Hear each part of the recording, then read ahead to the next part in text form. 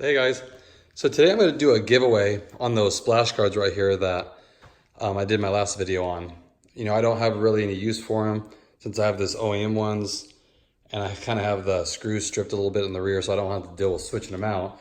So I'm going to give you guys the opportunity to pick them up. You know, like I said, they're only like 30 something dollars anyway, which is a great deal and they fit perfect. So I'll go ahead. The other giveaway went well. Same thing, just leave comments if you guys would like them. You know, I'll let it run for a couple weeks and then I'll just randomly select somebody. You know, it's kind of hard to do a giveaway like that, I know, but you know, I'll get more of these things going. So maybe once a month or so, I'll do a giveaway to make it worth it. You know, maybe everybody can get in on it that really wants it, just to see what it's like. You know, it's not that expensive, like I said again, but hey, if you can get them free, why not?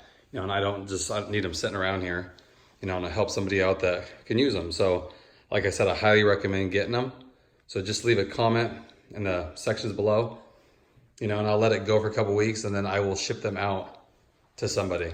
You know, I'll contact you and then you can give me the address. Okay? So again, you'll get everything you need. You get the front two ones and then the back two, and then all the corresponding screws that you need. And the best way to do it is just go to College Hills Honda and get the instructions and download them. You know, it's pretty easy. You just pierce a hole in the front. There's like a little dimple that you have to pop through with a pin, and then the back the same way.